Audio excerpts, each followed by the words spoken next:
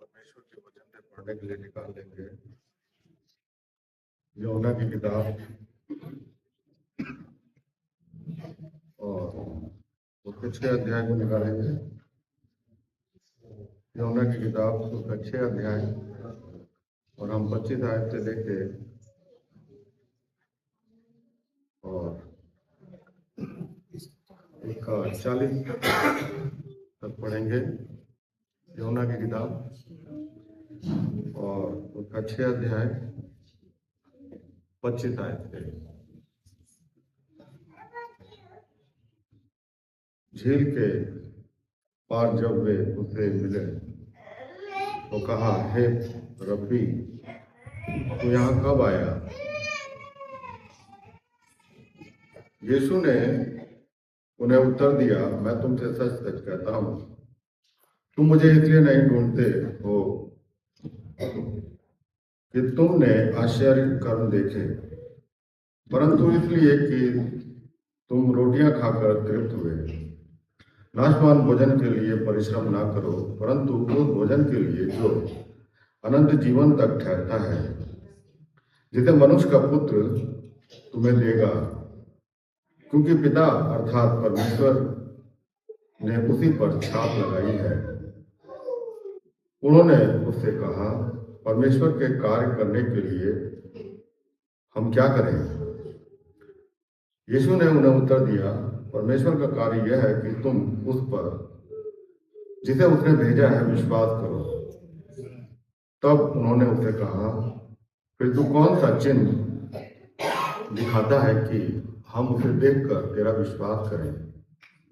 तू कौन सा काम दिखाता है? हमारे बाप दादों ने जंगल में मन्ना खाया, जैसा लिखा है, उसने उन्हें खाने के लिए स्वर्ग से रोटी दी। यीशु ने उनसे कहा, मैं तुमसे सच सच कहता हूं कि मूसा ने तुम्हें वो रोटी स्वर्ग से ना दी, परंतु मेरा पिता तुम्हें सच्ची रोटी स्वर्ग से देता है, क्योंकि परमेश्वर की रोटी वही है जो स्वर्ग से उतरकर जगत को जीवन देती है। तब उन्होंने उससे कहा, हे प्रभु, यह रोटी हमें सर्वदा दिया कर। यीशु ने उनसे कहा, जीवन की रोटी मैं हूं। जो मेरे पास आता है वह कभी भूखा ना होगा, और जो मुझ पर विश्वास करता है वह कभी प्यासा ना होगा। परंतु मैंने तुमसे कहा कि तुमने मुझे देख भी लिया तो भी विश्वास नहीं करते। जो कुछ पिता मुझे देता है वह मेरे पास आएगा, और जो कोई मेरे पास आएगा उसे मैं कभी ना निकालूंगा, क्योंकि मैं अपनी इच्छा नहीं वरन अपने भेजने वाले की इच्छा पूरी करने के लिए स्वर्ग से उतरा हूं।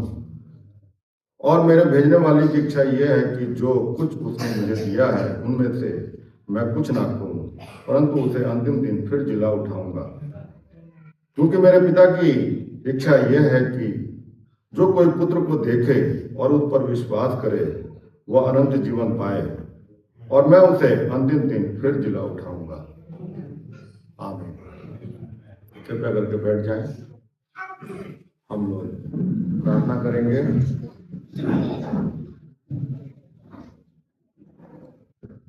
हमारे जीवित महान दयालु सर्वशक्तिमान परमेश्वर, एक बार फिर से हम आपका धन्यवाद करते हैं इस खास अवसर के लिए, जबकि प्रभु जी आपने हमें अपने पास आने का अनुग्रह प्रदान किया कि एक बार फिर हम आपसे मुलाकात करें और आपके साथ संगति करें, जिससे आपकी महिमा हो सके। अपने बच्चों को आप आशीषित करिए, बोलने के लिए शब्द दीजिए प्रभु जी, अपना वचन दीजिए, अपने आत्मा से अभिषेक करके प्रभु जी अपने वचन को अपने बच्चों को प्रदान करिए, क्योंकि हमेशा प्रभु जी आपने अपने बच्चों को वो भोजन दिया है जो जीवन है। प्रभु जी वो आपकी ओर से प्रमाणित होता है जो आप अपने बच्चों को देते हैं। प्रभु जी सुनने के लिए हृदय दीजिए और अपने बच्चों के हृदयों का अभिषेक करिए प्रभु जी, कि वे आपके वचन को सुने। और जब भी प्रभु जी आपके वचन को सुना जाता है उसे ग्रहण किया जाता है, हमेशा वचन जीवंत हो जाता है। प्रभु, आपने अपने वचन को इसी तरीके से रखा है कि आपका वचन मैनिफेस्ट है। प्रभु जी, आपके जितने भी बच्चे, उनकी जो भी आवश्यकताएं हैं आपने प्रदान करिए। हमारा कोई भाई या बहन आज बीमार है तो प्रभु जी आप उसे चंगा करिएगा, या किसी आवश्यकता में है तो प्रभु जी आप उसकी उस जरूरत को पूरा करिएगा।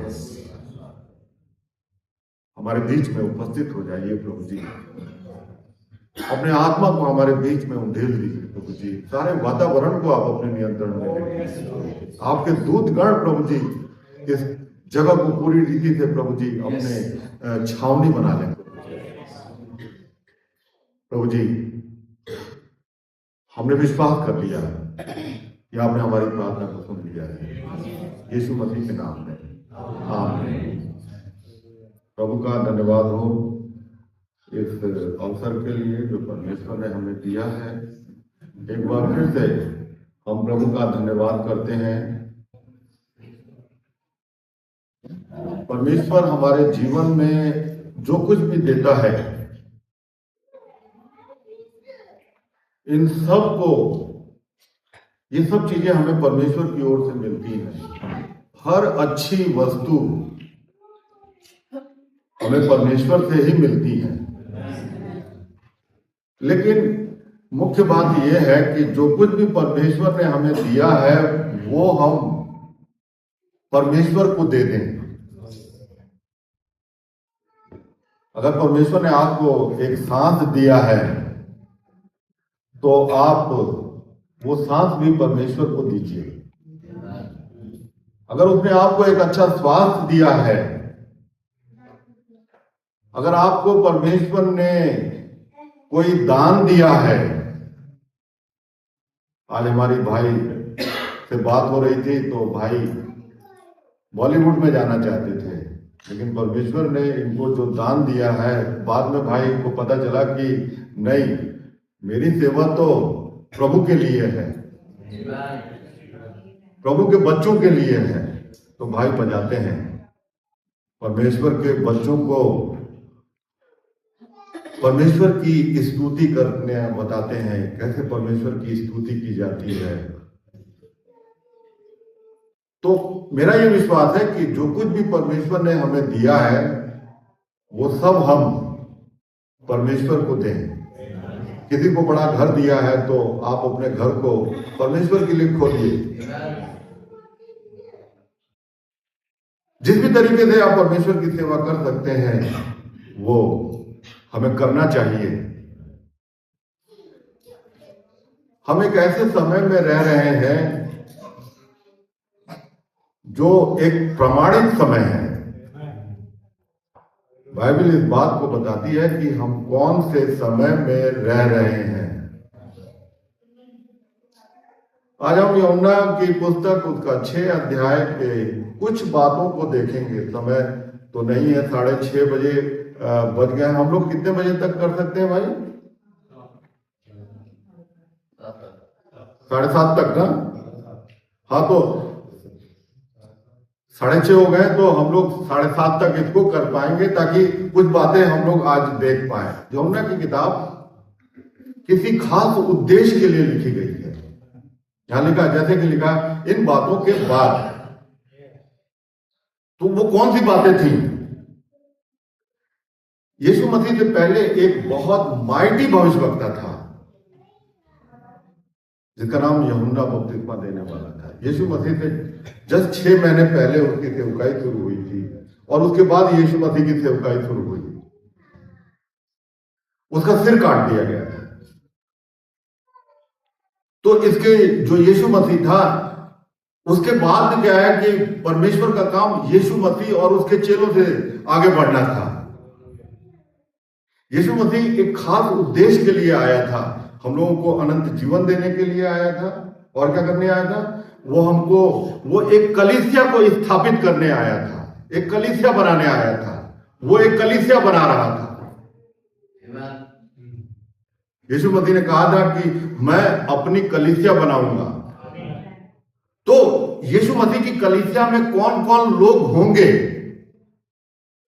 यीशु मसीह की कलीसिया क्या क्या करेगी, आने वाले 2000 साल तक यीशु मसीह की कलीसिया को क्या क्या करना होगा, उन सब चीजों को वो क्या कर रहा था, अपनी सेवकाई में स्थापित कर रहा था।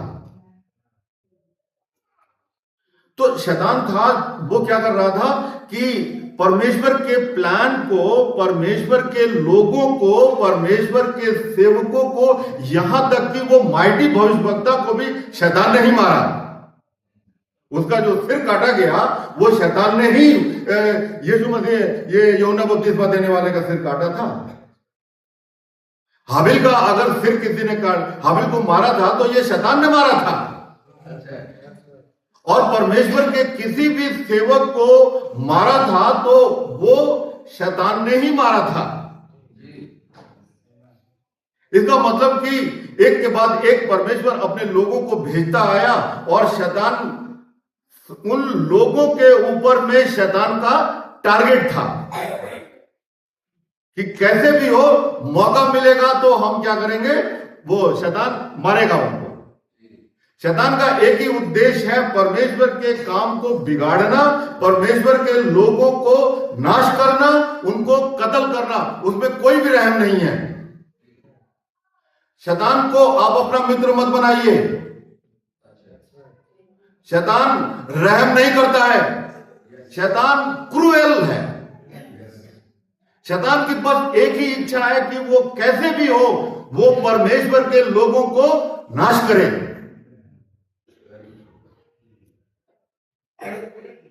तो जब ये बात यूहन्ना के चेलों ने आकर यीशु मसीह को और वहां पर बताया तो फिर क्या ना, ये तो जाहिर सी बात है कि जब ऐसी न्यूज मिलेगी तो मैं सोचता हूं कि आपके ऊपर में इतना कितना इम्पैक्ट पड़ेगा मुझे इतना आइडिया नहीं है, लेकिन परमेश्वर के सेवकों के ऊपर में इस बात का कि परमेश्वर का एक सेवक शैतान के द्वारा मारा गया, इसका इम्पैक्ट सेवकों के ऊपर कितना पड़ेगा उसका एहसास तो मुझे है।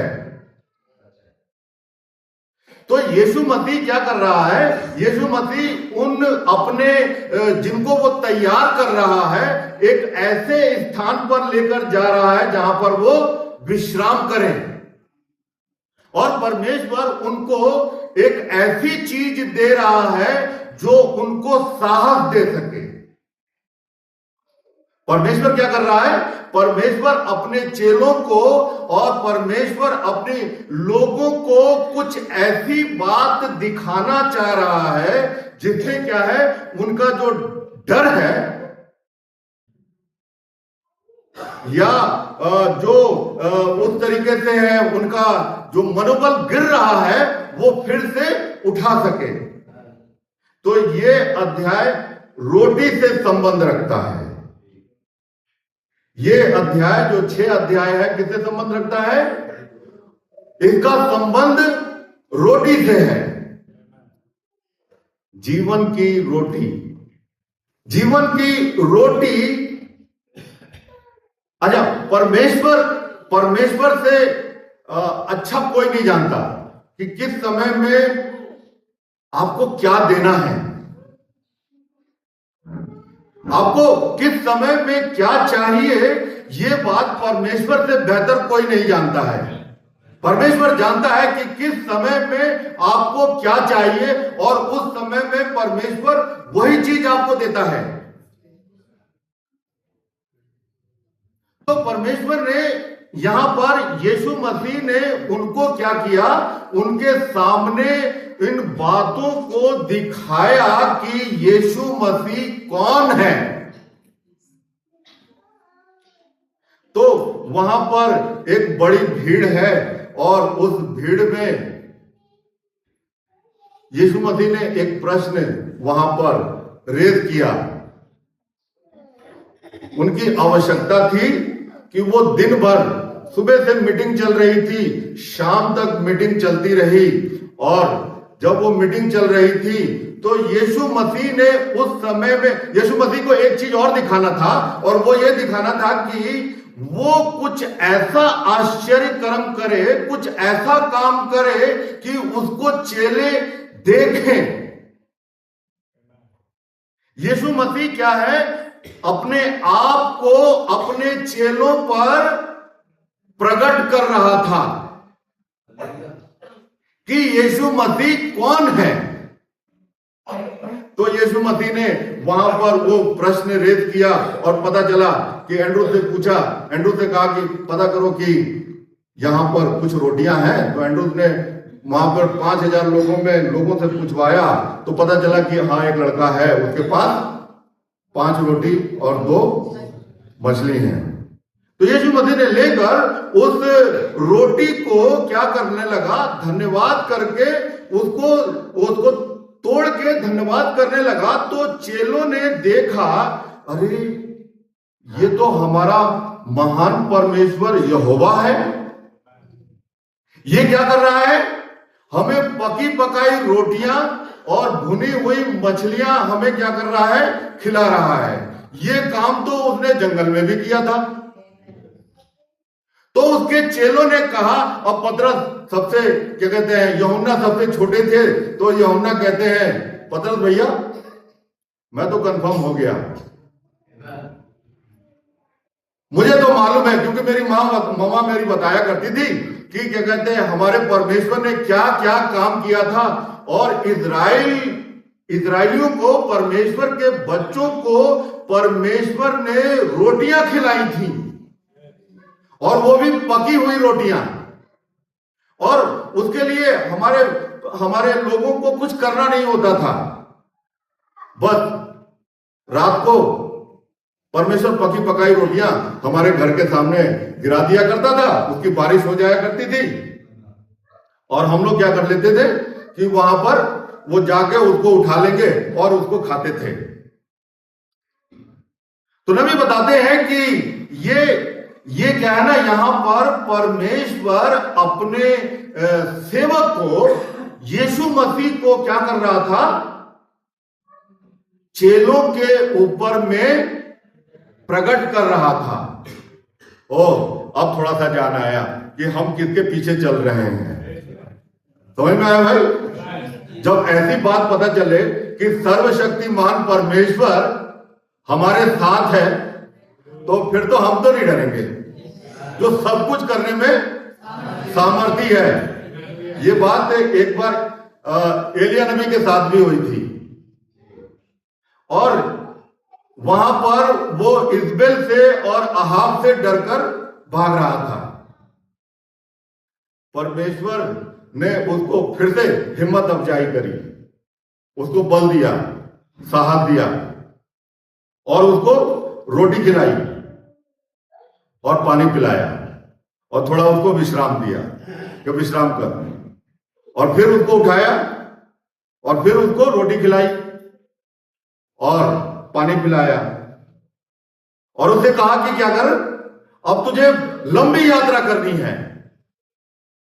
और उस रोटी को खाकर 40 दिन और 40 रात वो बल प्राप्त करके चलता रहा, और कहां पहुंचा, होरेब पर्वत पर पहुंचा।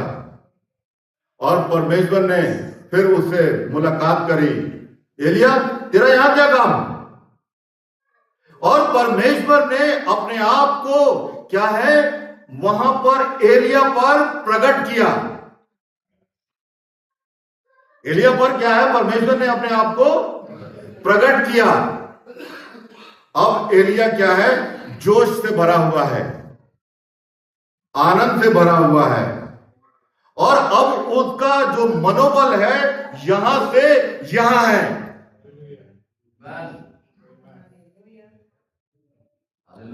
और अब वो इजबेल का सामना करने के लिए तैयार है, अब वो अहाब का सामना करने के लिए तैयार है। तो ये अध्याय रोटी से संबंध रखता है।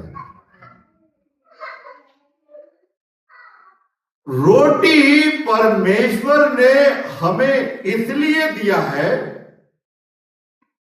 कि बाइबल का प्रिंसिपल है, परमेश्वर का एक प्रिंसिपल है, अगर आप रोटी खाएंगे तो जीवित रहेंगे, और रोटी नहीं खाएंगे तो मर जाएंगे। भाई ब्रनम कहते हैं परमेश्वर का ये प्रिंसिपल है, किसी को जीवित रहने के लिए किसी को खाना पड़ता है, किसी को मरना पड़ता है। अगर आप जीवित हैं तो पेड़ पौधों को, फलों को, रोटियों को, गेहूं को मरना पड़ता है ताकि आप जीवित रहें। तो कोई आपके लिए मर रहा है, तो ये फसा भी है। ये 6 अध्याय फसा से संबंध रखता है। फसा क्या है? फसा का मतलब है कि मसाया मेरे और आपके लिए मारा जाएगा ताकि मसाया का जीवन आपके पास आ सके। अगर मसाया आपके लिए नहीं मरा तो आपके पास जीवन नहीं है, और अगर आपके पास जीवन है तो मसाया आपके लिए मरा है। प्रभु का धन्यवाद हो, प्रभु की महिमा हो। इसलिए परमेश्वर ने हमारे लिए एक फसा रखा था, और यीशु मसीह ने कहा कि जो मुझे खाता है और जो मुझे पीता है उसके अंदर में जीवन है। परमेश्वर ने जीवन को इसी तरीके से रखा है। आपके पास और मेरे पास इसी तरीके से जीवन आ सकता है ताकि आप खाएं, रोटी को खाएं। रोटी खाने के लिए दी है परमेश्वर ने। अगर आप रोटी खाएंगे तो जीवित रहेंगे, और अगर आप रोटी नहीं खाएंगे तो जीवित नहीं रहेंगे, मर जाएंगे, शर्तियां मर जाएंगे। इसमें आप अपने कहेंगे, आप कहते हैं कि नहीं मैं तो नहीं खाऊंगा या मैं तो नहीं खाऊंगी। नहीं खाएंगे तो आप मरेंगे। सिंपल सा प्रिंसिपल है, परमेश्वर का ये सिद्धांत है कि परमेश्वर ने आपको, और वहां भी देखिए लोग भूख से मर रहे थे। इजराइल जब मिस्र से निकला तो क्या है, लोग भूख से और प्यास से मर रहे थे। तो परमेश्वर ने उन्हें रोटी दिया। और यहां पर परमेश्वर अपने चेलों को, अपने बच्चों को क्या कर रहा है? फिर से रोटी दे रहा है। याद रखिए, जिस समय में आपको जिस बात की आवश्यकता है परमेश्वर वही आपको देता है। इस रोटी में क्या है? इस रोटी में जीवन है।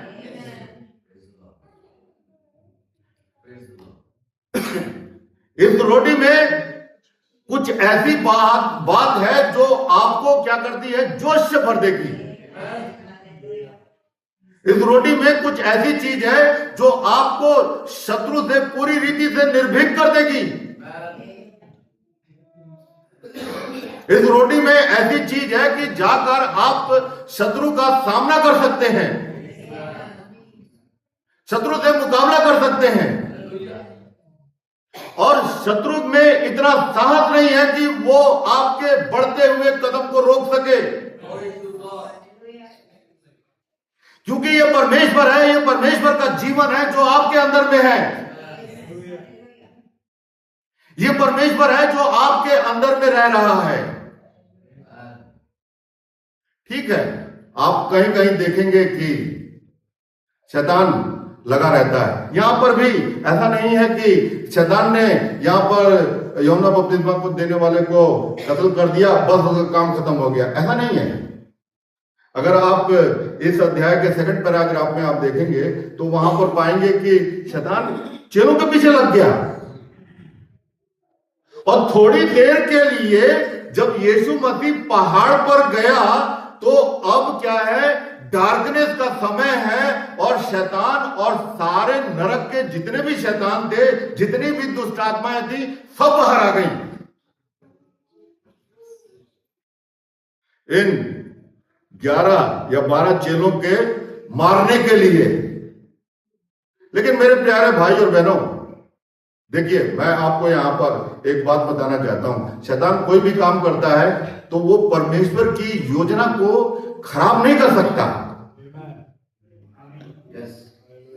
उसने हाबिल को मारा, लेकिन ये परमेश्वर की योजना का एक पार्ट था।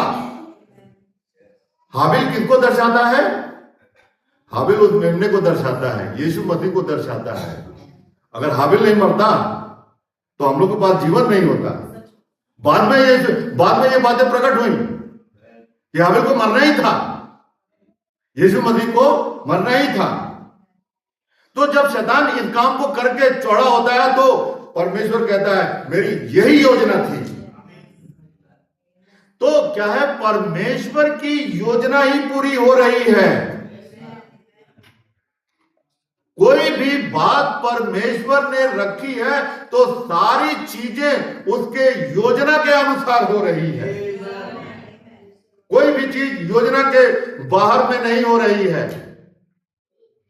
अब यीशु मसीह अपने चेलों को तैयार कर रहा है, एक कलीसिया को तैयार कर रहा है। देखिए यहां पर 25, यहां पर हम देखते हैं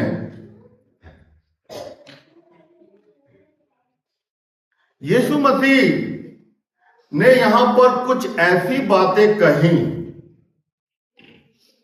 और ये बातें यीशु मसीह ने जानबूझकर कही। यहां पर 5000 लोग हैं, 70 लोग हैं और 12 चेले हैं, और इसमें एक यहूदा इस्करियोती भी है। और यीशु मसीह ने कुछ ऐसी बातें कही कि ये 5000 लोग चले जाएं।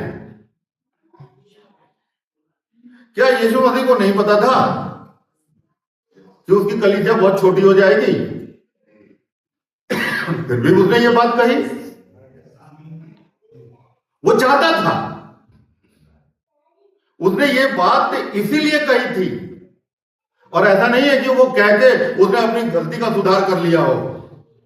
उसने आगे की बात फिर कही। जब 5000 लोग चले गए तो अब वो क्या है, 70 लोगों के लिए उसने कही, ताकि ये 70 लोग भी चले जाएं। समझ रहे भाई? ब्रदर ब्रानम कहते हैं कि एक कलीसिया में 3 प्रकार के लोग होते हैं: विश्वासी, अविश्वासी, बनावटी विश्वासी।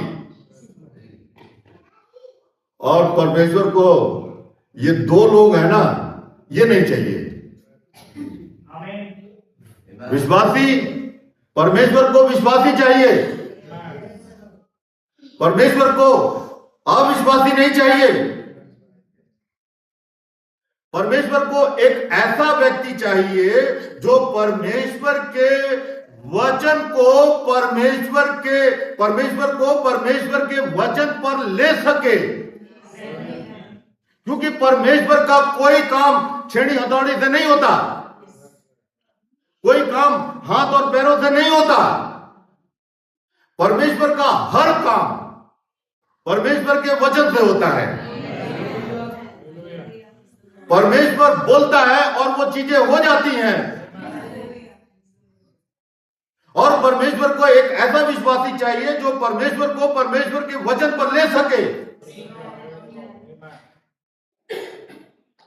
इसलिए परमेश्वर को केवल गिनती के लोग चाहिए, जिसके लिए परमेश्वर ने उनको वहां पर रखा है। मैं इस आदमी से ये करवाऊंगा, मैं इस आदमी से ये करवाऊंगा, मैं इस आदमी से ये काम करवाऊंगा। परमेश्वर ने पहले से ही ठहराया हुआ है कि कौन आदमी क्या कर सकता है, क्या करेगा। रेवलेशन की बात करते हैं। और दूसरी चीज, बाइबल इस बात को बताती है। बाइबल कुछ बातों को आप पढ़िए, देखिए, शैतान को देखिए। मत्ती 4 में जब आप शैतान को देखेंगे तो शैतान क्या कहता है? शैतान को मालूम है कि मसाया को आना है और मसाया का क्या काम होगा, यह भी शैतान को मालूम है। और वो कहता है कि यदि तू परमेश्वर का पुत्र मसाया है तो इन पत्थरों से कह दे कि ये रोटियों में बदल जाएं। शैतान जानता था। तो परमेश्वर का कार्य क्या है? परमेश्वर क्या है? विश्वासियों को इसलिए लेता है ताकि उसके बच्चे परमेश्वर को परमेश्वर के वचन पर ले सकें। और जब कभी भी परमेश्वर आपके ऊपर में अपने आप को प्रकट करेगा तो उस काम को कोई और नहीं कर सकता है। वो सिचुएशन से एकदम भिन्न बात है, बियॉन्ड है, हर एक उस चीज से बियॉन्ड है। वो कुछ ऐसी बातें कहेगा जो कि परिस्थितियां जो होती हैं अनुकूल नहीं होती हैं। अब अब्राहम को ही देख लीजिए, अब्राहम को लिया ही उसने उस टाइम में जब वो बूढ़े हो गए थे। सब मेडिकल की नॉलेज सब रखते हैं और ये बात तो संभव ही नहीं है, कैसे हो सकती है? लेकिन परमेश्वर को एक विश्वासी चाहिए। अब्राहम विश्वासियों का पिता है। और बाइबल इस बात को बताती है कि जब आप जेनेसिस 17 को पढ़ेंगे तो बाइबल इस बात को बताती है कि परमेश्वर उसके पास आ गया, आ उपस्थित हुआ और किस तरीके से उससे बात करने लगा? मैं ऑलमाइटी गॉड हूं। अब्राहम, मैं ऑलमाइटी गॉड हूं। जानते हैं ऑलमाइटी गॉड? इसका मतलब कि वो सब कुछ करने में सामर्थी है। फिर प्रॉब्लम क्या है? वो जो कुछ बोलेगा मैं विश्वास करूंगा।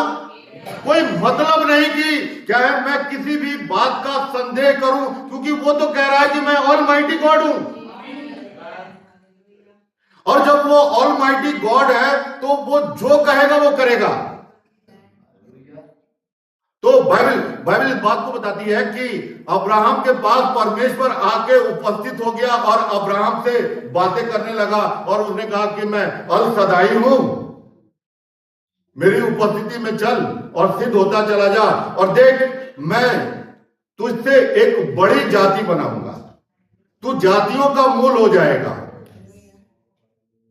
और तेरी पत्नी सारा जो है उसके वंश में बड़े बड़े राजा उत्पन्न होंगे और मैं ये करूंगा और मैं वो करूंगा। और वो सारी चीजें उसको बोलता गया और अब्राहम उसको सुनता गया और वो कहने लगा जी पिताजी, जी पिताजी, जी पिताजी, आमीन, आमीन, आमीन, आमीन। उसकी हर बात को वो आमीन, हाँ आमीन, मैं विश्वास करता हूं, मैं विश्वास करता हूं कि आप ऐसा करेंगे। उसने उसकी किसी भी बात का संदेह नहीं किया क्योंकि वो जानता था कि ये परमेश्वर है और सब कुछ करने में सामर्थी है। अगर उसने कहा है तो वो करेगा।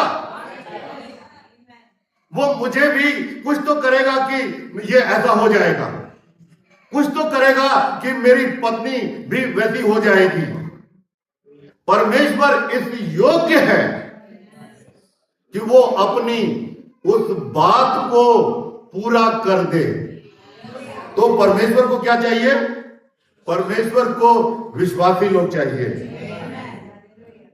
वो केवल गिने चुने लोग, उसको 70 लोग नहीं चाहिए। ब्रदर ब्रनम ने कहा कि एक कलीसिया में ये 3 प्रकार के विश्वासी होते हैं। उसने यहां पर ये नहीं कहा था कि संसार में 4 प्रकार के लोग थे। कलीसिया में तो 3 ही होते हैं, संसार में 4 तरह के लोग होते हैं। तो इसके जो चेले हैं, अब भाई ब्रनम बोलते हैं कि अब हम सबको देखना चाहिए कि हम कौन है, हमारा कोई जज नहीं है, हम खुद जज हैं। अच्छा, ये अध्याय होली कम्युनियन से संबंध रखता है। इस अध्याय का संबंध किससे है? होली कम्युनियन से है। और ब्रदर ब्रनम ने बताया कि होली कम्युनियन का अर्थ क्या है। होली कम्युनियन का अर्थ है कि आपस में बातचीत करना। दो व्यक्ति आपस में बात करते हैं। आप और आप बात नहीं करते हैं। समझ रहे हैं भाई? बहनें बहनों से बात नहीं कर रही हैं। बहन परमेश्वर से बात कर रही है और परमेश्वर बहन से बात कर रहा है। होली कम्युनियन का अर्थ यह नहीं है कि आप आपस में बात कर रहे हैं। होली कम्युनियन का मतलब यह है कि आप परमेश्वर से बात कर रहे हैं और परमेश्वर आपसे बात कर रहा है। और जब हम बात करते हैं तो क्या करते हैं? दोनों एक दूसरे की बात को एग्री करते हैं। पहले तो मैं आपकी बात को लेता हूं। आप परमेश्वर से बात करते हैं तो आप परमेश्वर से क्या कहते हैं? मेरी एक फ्रेंड है प्रभु, मैं उसे प्रेम करती हूं और आप उसके ऊपर अनुग्रह करिए, बीमार है और आप उसे चंगा कर दीजिए। तो परमेश्वर कहता है मैं एग्री करता हूं, मैं एग्री करता हूं। और फिर आप उसे दूसरी बात फिर बोलते हैं और अगर वो वचन के अनुसार है तो परमेश्वर क्या कहता है? मैं एग्री करता हूं। और आपकी हर वो बात जो परमेश्वर के वचन के अनुसार है आप एग्री करते हैं। लेकिन नबी ने बताया है कि केवल आप ही को नहीं बोलना है, ये तो दोनों तरफ से है। वो भी तो बोलेगा भाई, आपको भी तो एग्री करना है। फिर वो आपसे बात करता है और आप भी क्या करते हैं? उसकी बात को आमीन कहते हैं। आमीन। वो आपको बताता है देखो तुम मुझसे प्रेम कर, मैं एग्री करता हूं। मेरी सेवा कर, मैं एग्री करता हूं। परमेश्वर आपसे इस वचन को लेकर आपसे, देखिए उत्पत्ति से लेके सारी बातें जो उसने कही है, तब आप कहते हैं मैं एग्री करता हूं। आप किन बातों का एग्री करते हैं? इस वचन में कहीं पर भी आप संदेह नहीं करते हैं। परमेश्वर के किसी भी बात को आप डिसएग्री नहीं करेंगे। परमेश्वर की हर एक उस बात को आपको एग्री करना है। अगर परमेश्वर आपकी बातों को एग्री करता है तो आप परमेश्वर की बातों को भी एग्री करते हैं। और बाइबल इस बात को बताती है कि आप परमेश्वर के वचन को पहला स्थान दीजिए। अपने जीवन में हर एक उन बातों में आपको पहला स्थान देना होता है। तो अब्राहम विश्वासियों का पिता है, हम सब का पिता है। थोड़ा सा देख ले कि किन परिस्थितियों में अब्राहम ने परमेश्वर की हर एक उन बातों का विश्वास किया। जो कुछ भी, अगर आप जेनेसिस पुस्तक और 17 को पढ़ेंगे तो वहां परमेश्वर बोल रहा है। और रोमियो 4 को पढ़ेंगे तो अब्राहम परमेश्वर की हर बात को एग्री कर रहा है, उसकी हर बात का विश्वास कर रहा है। किस कंडीशन में? कंडीशन तो बड़ी विचित्र है, लेकिन परमेश्वर के बच्चों के लिए कोई कंडीशन नहीं है। परमेश्वर के बच्चों के लिए परमेश्वर का वचन ही एक है जो आप उसको, आप बस उसके बातों का विश्वास करिए।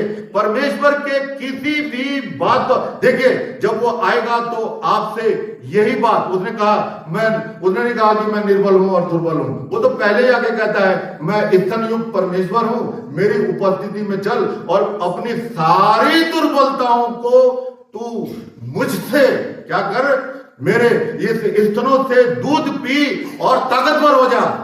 एक माँ जब अपने बच्चे को दूध पिलाती है तो वो अपनी ताकत किसको दे रही है? वो अपने बच्चे को अपनी ताकत दे रही है। और जब वहां पर परमेश्वर, स्तनयुक्त परमेश्वर जब अब्राहम के पास, जो कि निर्बल और दुर्बल है, परमेश्वर अपनी हर एक उस ताकत को, हर एक उस विटामिन को, हर एक वो आवश्यक वस्तु को जो आपको चाहिए, परमेश्वर आपको दे रहा है। विश्वास करते हैं? हाँ, पढ़े भाई। 4 अध्याय 12 से थोड़ा सा पढ़े तो। रोमियो की किताब 4 अध्याय और समय बचाने के लिए केवल आप 18 से पढ़ें या 17 से पढ़ें।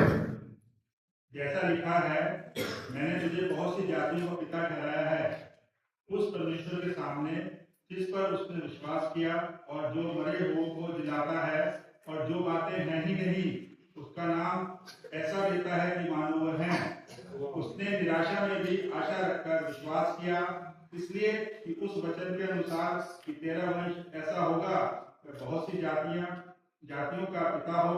वह जो 100 वर्ष का था, अपने मरे हुए से शरीर और सारा के गर्भ की मरी हुई सी दशा जानकर भी विश्वास में निर्बल ना हुआ। क्यों विश्वास किया उसने? क्योंकि परमेश्वर पहले ही कह रहा है कि मैं ऑलमाइटी गॉड हूं, मैं अल सदाई हूं। अब्राहम ने विश्वास किया कि परमेश्वर सब कुछ करने में सामर्थी है। वो अपनी हर एक उस बात को जो परमेश्वर ने कही है उसे वो पूरा कर देगा। विश्वास का संबंध टाइम से है, समय से है। विश्वास का संबंध धीरज से है।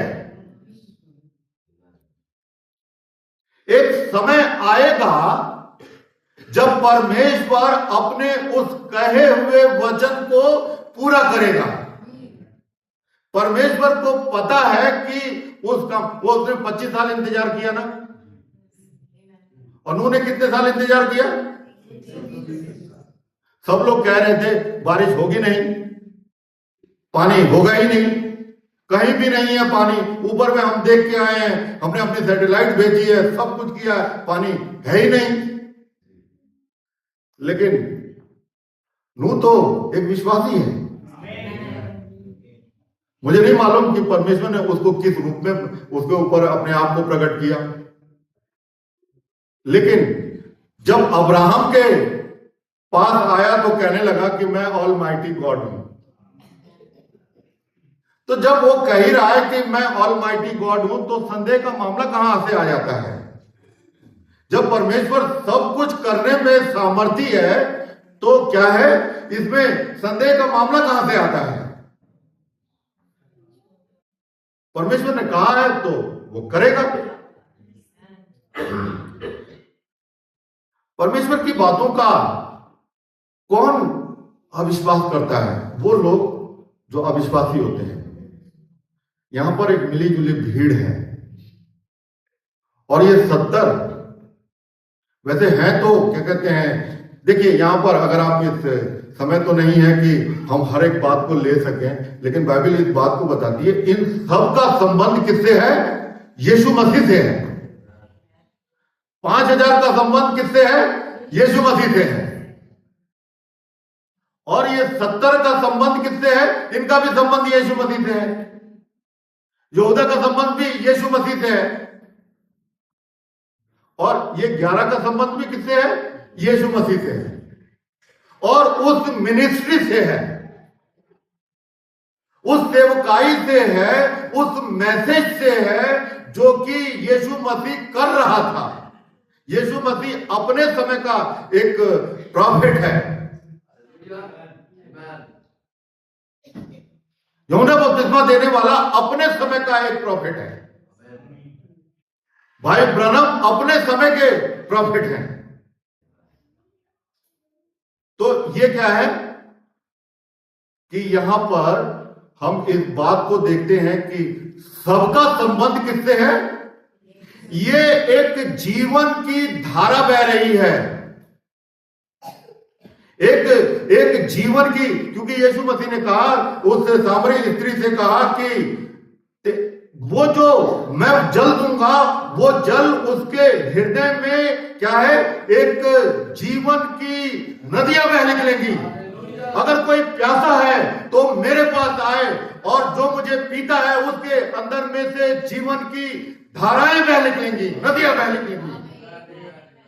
एक नदी बह रही है, एक जीवन की धारा बह रही है, और बाइबल इस बात को बताती है कि सब लोग उसी से पोषित होते हैं। और वो क्या है? पवित्र आत्मा।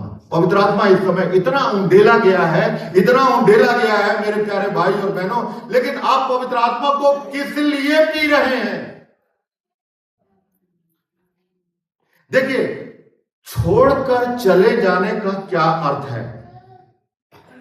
अगर आप भजन संहिता की पुस्तक 1 अध्याय में आप पाएंगे तो वहां पर भी एक जीवन की धारा बह रही है, और उस धारा के वहां पर किनारे पर क्या है, एक पेड़ लगा हुआ है,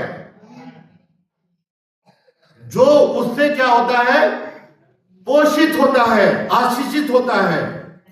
1 दिन, 2 दिन, 3 दिन, ऐसा नहीं है, बस वो लगाया गया है वहां पर, और वो क्या है, पीता रहता है, पीता रहता है, पीता रहता है। किसी एक दिन नहीं, साल भर नहीं, 6 महीने नहीं, जब तक हमारी आवश्यकता पूरी हो जाती है तब तक नहीं, युगानुयुग तक, युगानुयुग तक उससे पीता रहता है, पीता रहता है, पवित्राता रहता है। परमेश्वर ने इसी तरीके से रखा है। अच्छा, ठीक है ना भाई? तो यहां पर 70 लोग क्यों चले गए? हमने अभी आपको बताया कि इनका संबंध मिनिस्ट्री, उसी मिनिस्ट्री से है जो यीशु मसीह कर रहा था, उसी संदेश से है, उसी जीवन की रोटी से है। परमेश्वर ऐसा नहीं करता कि एक युग में क्या है, 2-3 जगह पर जीवन की रोटी दे, ऐसा नहीं है। बाइबल इस बात को बताती है कि परमेश्वर जीवन की रोटी को स्वर्ग से मनुष्य के लिए भेजता है और उस पर छाप करता है।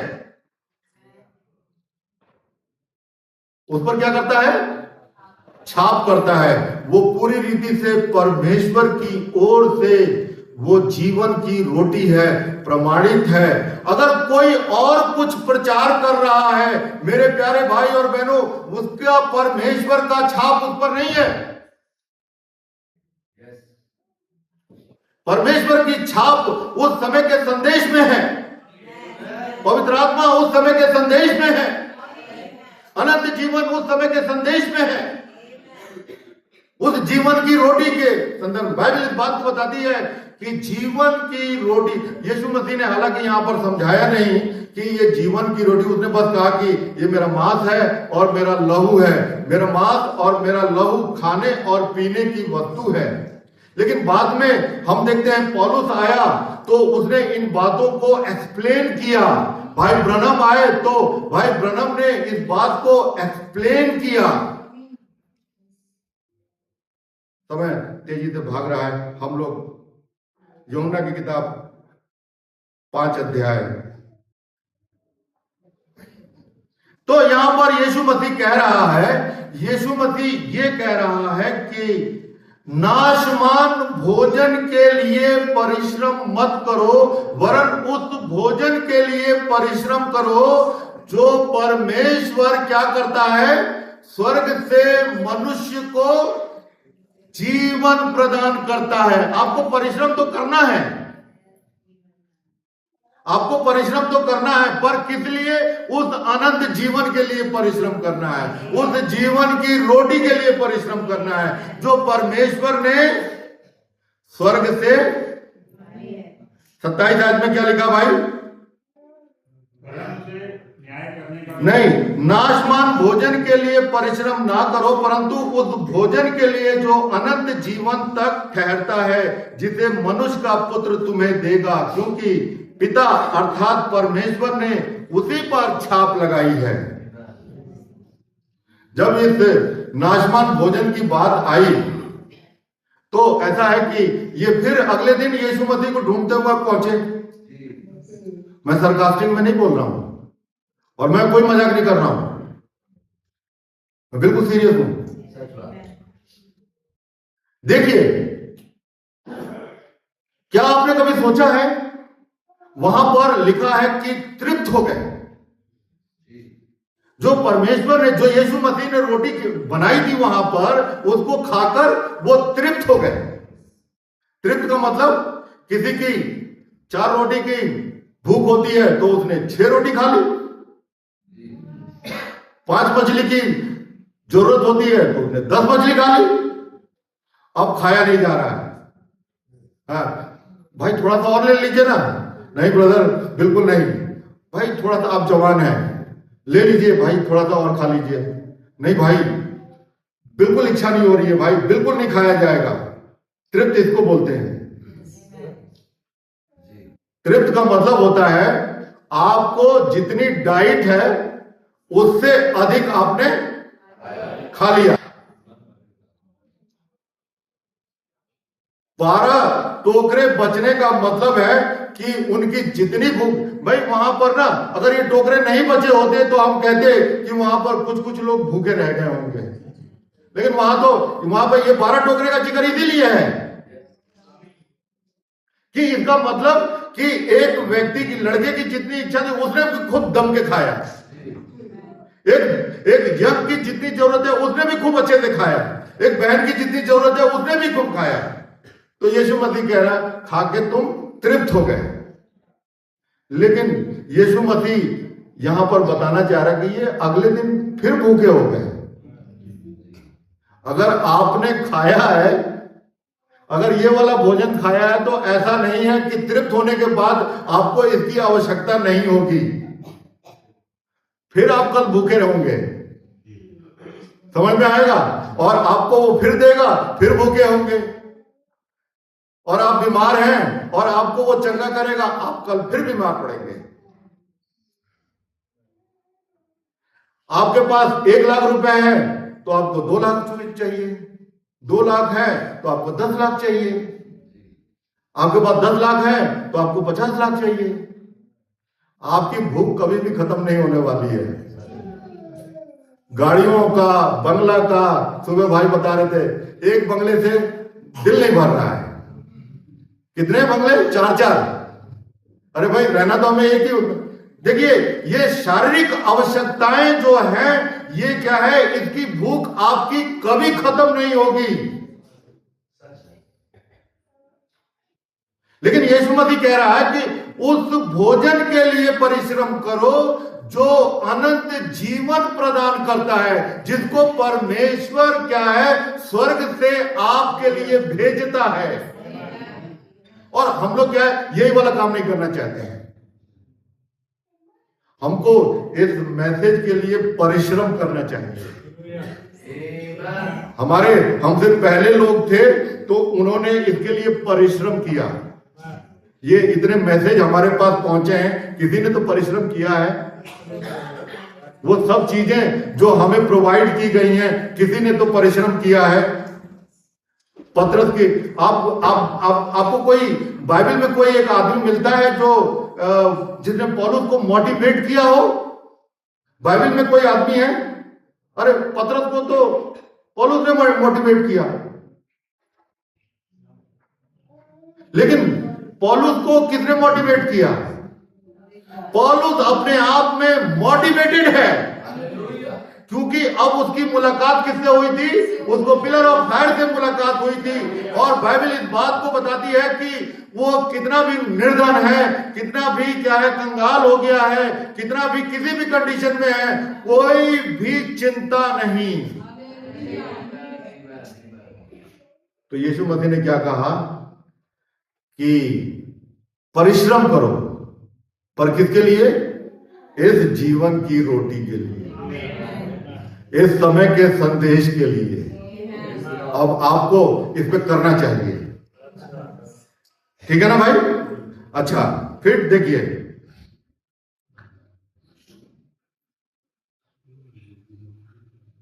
यीशु ने, देखिए, उन्होंने उससे कहा परमेश्वर के कार्य, उसने क्या कहा, उन्होंने उससे कहा परमेश्वर के कार्य करने के लिए हम क्या करें?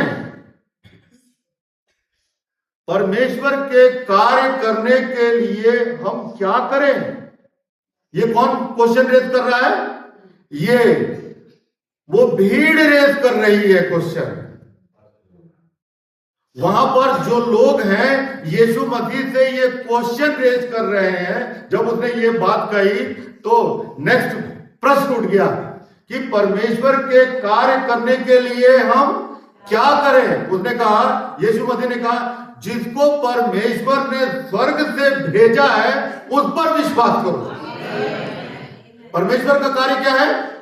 परमेश्वर का कार्य है तुम उसको, जिसको परमेश्वर ने भेजा है, उस जीवन की रोटी को जिसको परमेश्वर ने स्वर्ग से तुम्हारे लिए भेजी है, अनंत जीवन को के लिए, उस पर तुम विश्वास करो, उसके प्रॉफिट का विश्वास करो, उसके संदेश का विश्वास करो। उसके अंदर में जीवन है, उसके अंदर में परमेश्वर का आत्मा है। यीशु मसीह ने कहा कि ये बातें मैंने जो तुमसे कही हैं, इसमें जीवन भी है और इसमें क्या है, आत्मा भी पाया जाता है। इस पर बिलीव करिए। आप उसको क्या, बाइबल इस बात को बताती है कि उन्होंने उससे कहा परमेश्वर के कार्य करने के लिए हम क्या करें? यीशु ने उनसे उत्तर दिया, परमेश्वर का कार्य यह है कि तुम उस पर जिसे उसने भेजा है विश्वास करें। अभी हमने देखा कि विश्वास क्या है? वो बात जो परमेश्वर ने कही है उस पर बिलीव करिए, क्योंकि ये पूरी रीति से प्रमाणित है। परमेश्वर ने, और आगे पढ़े तो भाई 30 आयत से, तब उन्होंने उससे कहा, फिर तू कौन सा चिन्ह दिखाता है कि हम उसे देखकर तेरा विश्वास करें? तू कौन सा काम दिखाता है? बाइबल कहती है कि तू कौन सा चिन्ह दिखाता है कि हम उसको देखकर विश्वास करें। यीशु मसीह ने तो कार्य किए थे, और इस समय क्या है, यीशु मसीह क्या कर रहा था? वो रोटियां बनाकर क्या है, उनको खिला रहा था। बाइबल इस बात को बताती है, भाई ब्रनम कम से कम 30 से 40 मैसेज में इस बात का जिक्र करते हैं कि परमेश्वर अपने आप को प्रमाणित कर रहा था। वहां पर परमेश्वर उनको क्या है, प्रमाणित कर रहा था कि वो परमेश्वर है। उस सेवकाई को प्रमाणित कर रहा था उन कार्यों के द्वारा।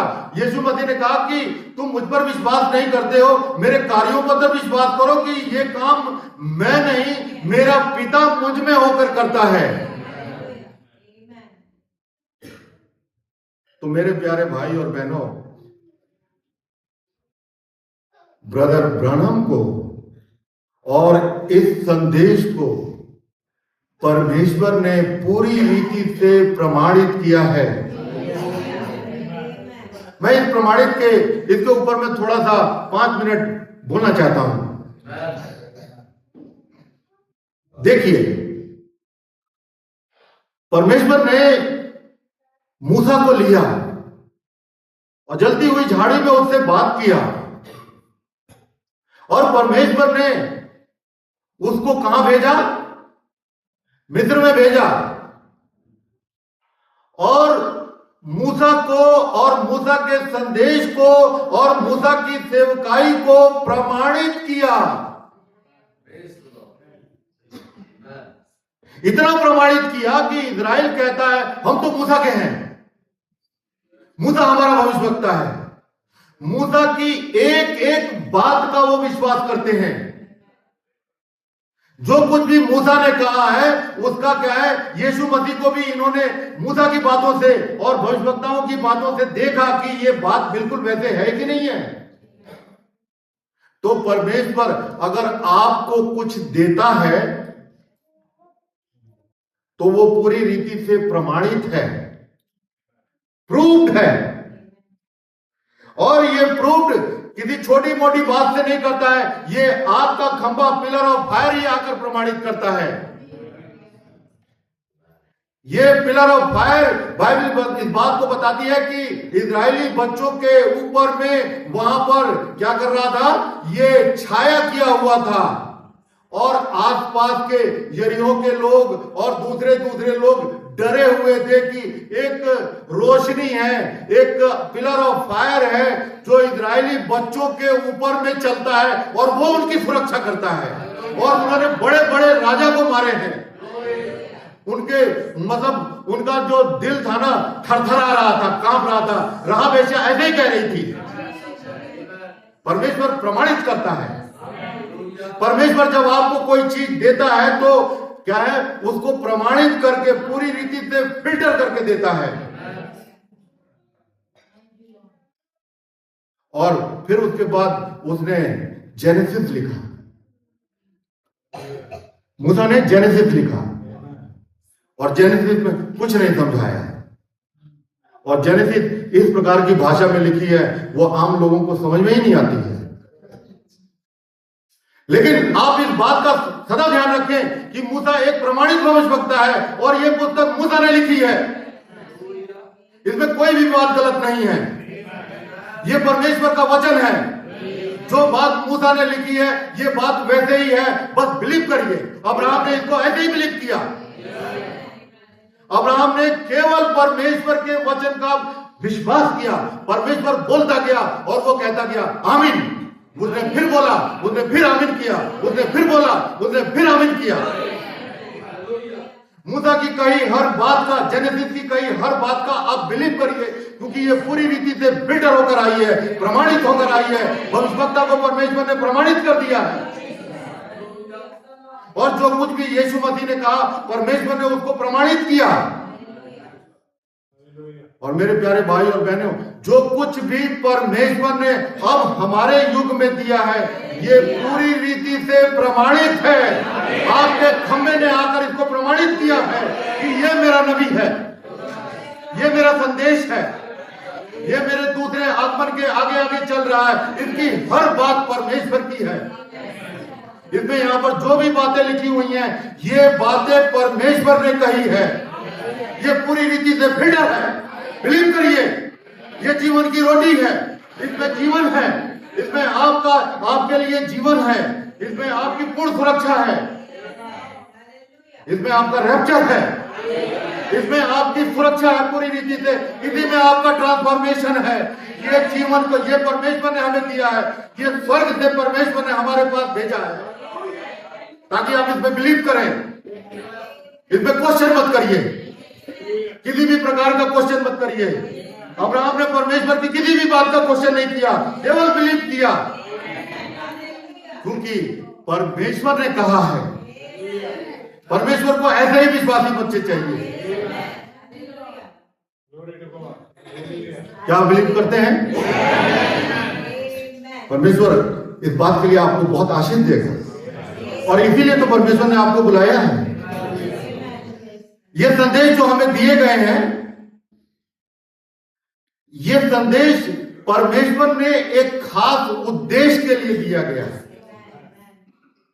देखिए, जब यीशु मसीह का ट्रांसफॉर्मेशन हुआ, जब यीशु मसीह रूपांतरित हो गया और वहां पर वो बदल गया, बाइबल इस बात को बताती है कि यीशु मसीह एक साधारण सा दिखाई देने वाला था और देखते देखते चेलों ने देखा कि हमारा प्रभु किस तरीके से बदल रहा है। और देखते ही देखते उसके वस्त्र हिमकिनाई श्वेत हो गए और उसका चेहरा और उसमें क्या है, एक रोशनी निकलने लगी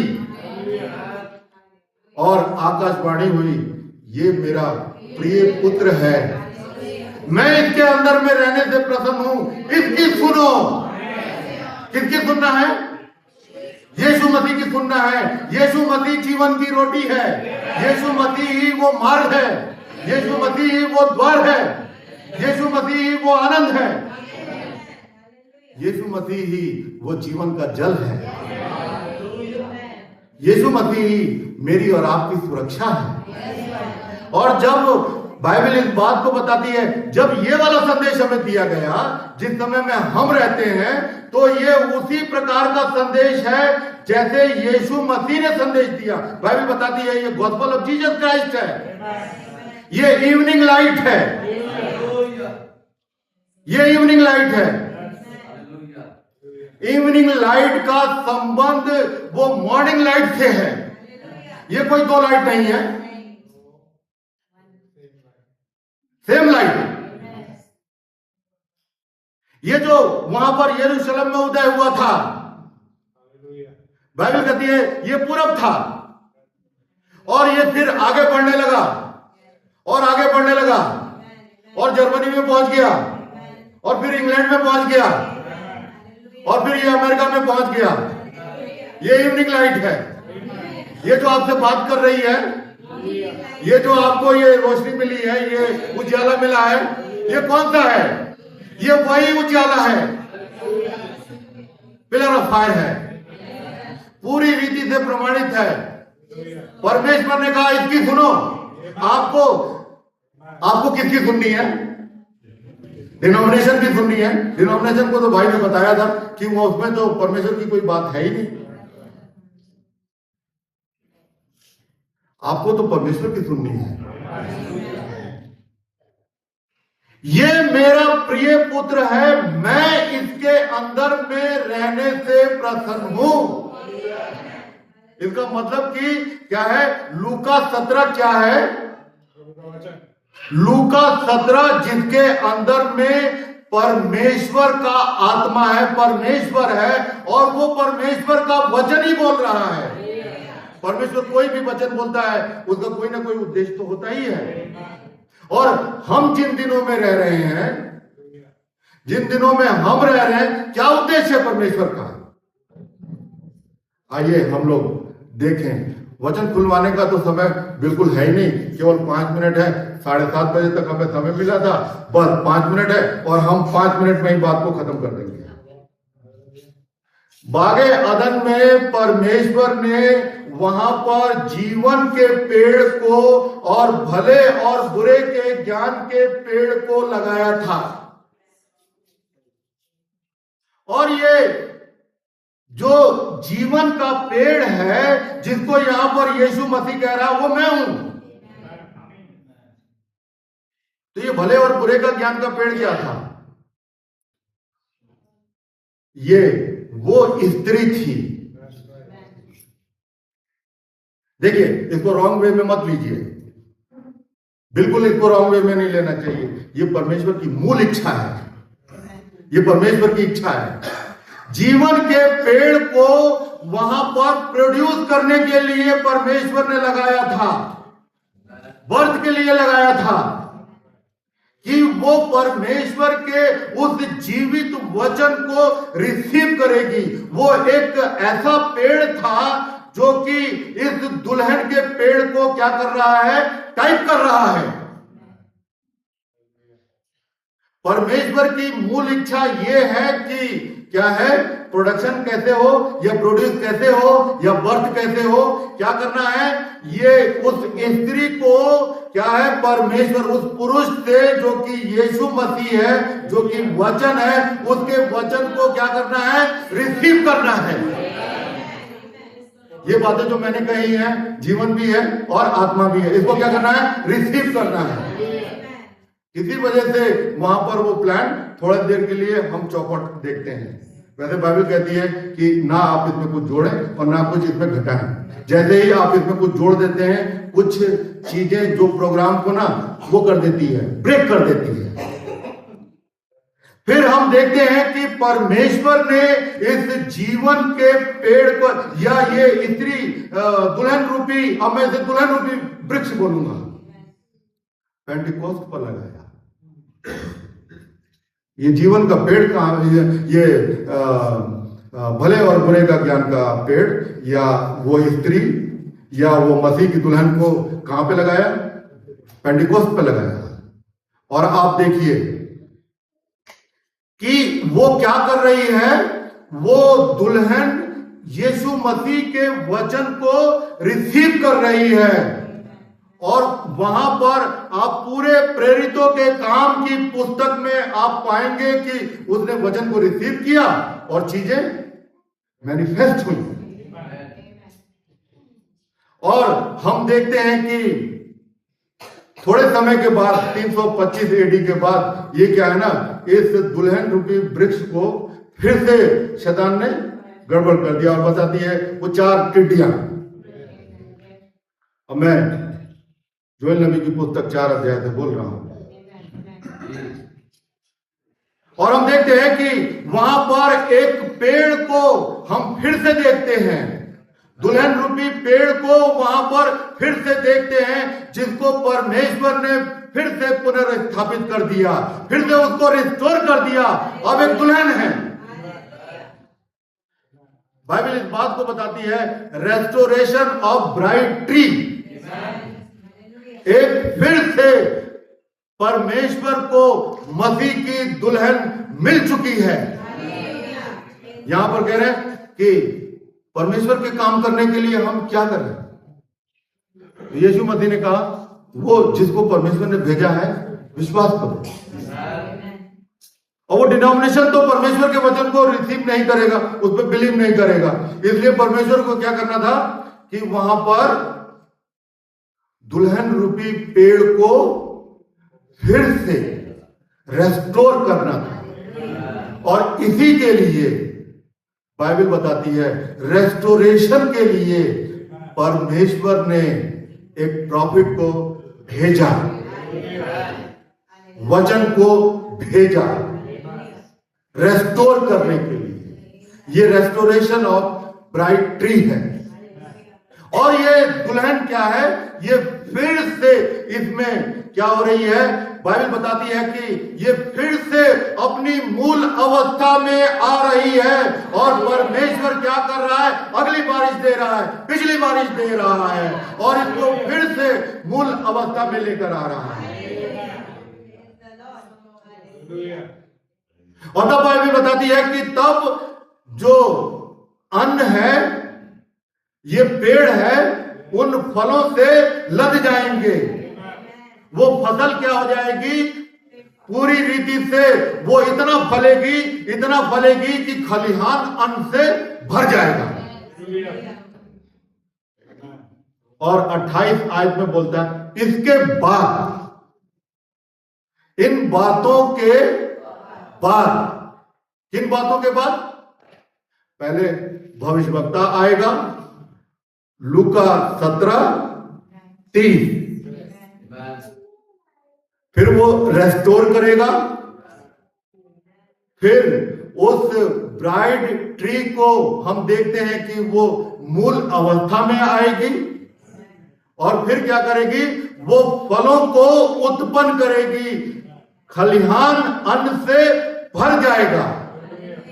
इसके बाद मैं अपना आत्मा तुम पर उंडेलूंगा और तुम्हारे बेटे और बेटियां दर्शन देखेंगे, भविष्यवाणी करेंगे, परमेश्वर के वचन को बोलेंगे। यीशु मसीह ने कहा, मैं कोई काम अपने आप नहीं करता। यूहन्ना 5:19। अगर आप यूहन्ना 5 को देखेंगे तो बाइबल इस बात को बताती है कि यूहन्ना 5 में यीशु मसीह कहता है, मैं कोई अपने आप कोई भी काम नहीं करता, जो काम परमेश्वर मुझे दिखाता है और बताता है मैं उसी को करता हूं। और जब क्या है, पर जब ये यीशु मसीह, जब ये मसीह की दुल्हन रेस्टोर हो जाएगी, जब ये पूरी रीति से इसमें फल आने लगेंगे, जब क्या है ये वचन को खा लेगी, इसके बाद क्या होगा, परमेश्वर अपने आत्मा को उंडेलेगा। फिर से एक डे ऑफ पेंटिकॉस्ट होगा।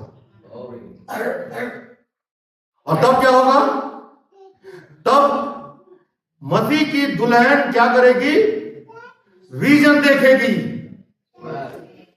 मसीह की दुल्हन कब विजन देखेगी, थोड़ा सा पढ़ लें तो।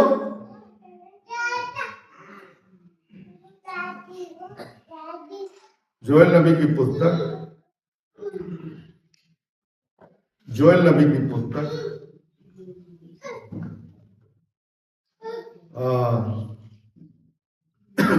2 अध्याय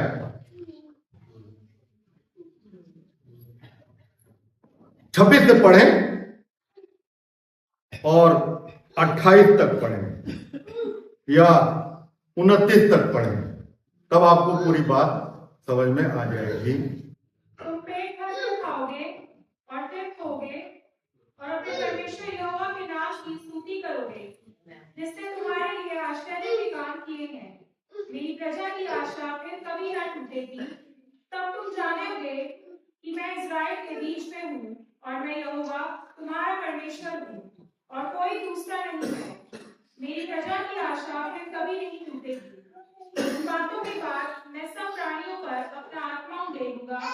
तुम्हारे बेटे बेटियां भविष्यवाणी करेंगे। आप देख रहे हैं, आपकी एक ऐसी स्थिति आ गई है कि अब आप विजन देखें। समय होता तो हम यहेजकेल नबी की पुस्तक 38 अध्याय को हम निकालते हैं। हे मनुष्य के पुत्र, क्या ये सूखी हड्डियां जीवित हो सकती हैं?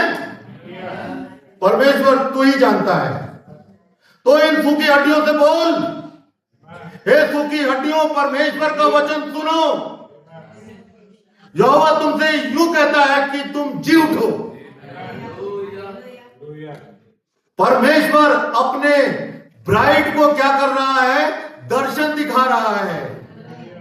परमेश्वर अपनी ब्राइड को बोल रहा है, उसके पास दस से द लॉर्ड आ रहा है, और तो वो बोल रही है। दुल्हन को क्या करना है? दुल्हन को फिर से रिजरेक्शन करना है। अभी बहुत सारे काम हमारे लिए रह गए हैं। परमेश्वर ने हमारे करने के लिए परमेश्वर ने क्या है, यहां पर एक कार्य रखा है कि हम परमेश्वर के कार्यों को करें। क्या कार्य करेंगे? यीशु मसीह ने कहा, जो मुझ पर विश्वास करता है, ये काम जो मैं करता हूं तुम भी करोगे, वरन इससे भी बड़े बड़े काम करोगे। तो जाहिर सी बात है कि आपको कौन से काम करने हैं? मसीह के चिन्ह को आप स्मरण रखिए। मसीह का जो चिन्ह है, चंगाई नहीं है। बीमारों के लिए प्रार्थना करना मसीह का चिन्ह नहीं है। मसीह का चिन्ह क्या है? विजन देखना, हृदय की बातों को दिखाना। उसके सामने क्या है? अगर आप इब्रानियों की पुस्तक 4 अध्याय और 12 आयत को पढ़ेंगे तो परमेश्वर के सामने सब बातें खुली हुई होती हैं। सृष्टि की हर बात खुली हुई है। उसके सामने कोई भी चीज पर्दे में नहीं है, सब चीज साफ साफ दिखाई दे रही है। वो मसीह की दुल्हन देखेगी। Hallelujah, hallelujah. नबी ने मत्ती या यूहन्ना 5:19 को यूहन्ना 14:12 से टैली किया, मिलाया है। यह है मसीह की दुल्हन की सेवा। हालेलुया। परमेश्वर आपको आशीष दे। Glory to God. खुदा का धन्यवाद हो। आमेन। हालेलुया। आप लोग आनंदित हैं? खुदावंद ने अपने पूरे पर्पस को बता दिया है। पूरा रेस्टोरेशन आपको समझा दिया गया है। आमेन। समय भाग रहा है, हम लोग प्रार्थना करेंगे और छोटे बच्चों के लिए खास तौर से इंस्ट्रक्शन है कि अपने बच्चों को अपने पास रखें, अकेले ना घूमें, क्योंकि अब वो पास में घूम रहा है यहाँ पे। ठीक है, तो इसलिए आपको थोड़ा सा ध्यान रखना है, साथ में जाना है और साथ में चलना है। Praise the Lord. लेकिन डरना नहीं है। आमेन। प्रार्थना करेंगे हम लोग। महान जीवित सामर्थ्य खुदावंद, तूने अपनी दुल्हन के लिए इन बातों को रखा है प्रभु। तूने अपने वचन से हमें भर दिया है। तूने खुदावंद हमारे लिए उस फूड का इंतजाम किया है खुदावंद, जो प्रभु जी तूने जिसपे छाप लगाई है, जो उस रोटी को उतारा है खुदावंद, हम तेरा हृदय से धन्यवाद देते हैं। बाप आसमानी, भाई वेस्ली को तू बड़ी आशीष और बरकत, और खुदावंद जबकि तेरे बच्चे अब आगे जाते हैं डिनर के लिए, तूने आशीष और बरकत से भरा। हमको तूने बहुत सारी बातों को डिस्कस करने के लिए सारी चीजों को खोल दिया है, ओ ताकि हम प्रभु जी तेरे वचन में बने रहने पाए। तूने कहा है जब तुम मेरे वचन में बने रहोगे तो तुम मेरे चेले ठहरोगे। ओ खुदावंद, सत्य तुम्हें आजाद कर देगा। ओ प्रभु जी, आपकी दया, आपकी करुणा, आपका अनुग्रह बना रहे। हम याद करते हैं भाई देश और पूरी कलीसिया को, जबकि जो गए हैं लोग, आप उन्हें संभाले प्रभु, सही सलामत मंजिल तक पहुंचने का अनुग्रह दे। और खुदावंद जितने यहाँ रह गए हैं तेरी प्रोटेक्शन में है, और प्रभु जी तू इनको अपने वचन से भर रहा है, और लगातार तू हमारी सुध ही ले रहा है, लगातार तू हमसे बातें कर रहा है। ओ खुदावंद, तेरे बच्चे उस दुल्हन जो कि ऑलरेडी तेरी यहाँ बैठी हुई है, अब उसको एक्सप्लॉइट करने हैं। अब उसकी सेवा स्टार्ट हो चुकी है खुदावंद। अब तू ऐसा ही रहम कर प्रभु कि तेरे बच्चे जाएं और उन कामों को करना शुरू कर दें। और खुदावंद, वो जो दुल्हन का पेंटिकोस्ट है, जो दुल्हन का जो इस समय चल रहा है प्रभु, ये रिवाइवल चल रहा है खुदावंद, इस बात को मैं देख पाता हूं प्रभु जी, ये दुल्हन का रिवाइवल चल रहा है। तो दुल्हन को वर्ड से भर रहा है, तो दुल्हन को अभिषेक से भर रहा है, तो अपनी अनॉइंटिंग से भर रहा है, ताकि तेरे बच्चे प्रभु तुझे एग्जिबिट कर सके, तुझे दिखाने पाए। कृपा कर भाई डेंसिल को, पूरी कलीसिया को, सब इंतजाम करने वाले भाई बहनों को तो बड़ी आशीष और बरकत दे। तूने इनके परिश्रम को सफल किया है प्रभु। ओ हम तेरा हृदय से धन्यवाद देते हैं, तेरी स्तुति और तेरी बड़ाई और तेरी प्रशंसा करते हैं, क्योंकि तू ही सारे आदर और महिमा के योग्य है। खुदावंद, हम प्रार्थना करना चाहते हैं खाने के लिए भी तुझसे छू पवित्र कर, जब तेरे बच्चे खाते हैं आनंदित हो सके, क्योंकि सचमुच में तूने हमें आनंदित किया है, और प्रभु तेरे वचन ने हमको खुदावंद उठा दिया है। तेरा धन्यवाद हो, तेरी स्तुति और बड़ाई हो। इस प्रार्थना को तेरे चरणों में रखते हैं। भाई वेस्ली को, कलीसिया को आशीष दे, यीशु मसीह के नाम से आमीन। हम लोग खड़े हो जाएंगे।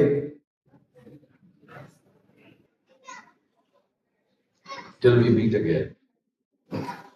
Till we meet. Till we meet. Till we meet. As Jesus speaks. Hallelujah. Till we meet. Till we meet. God be with you till we meet again. बोलो खुदा यीशु मसीह की जय। हालेलुया।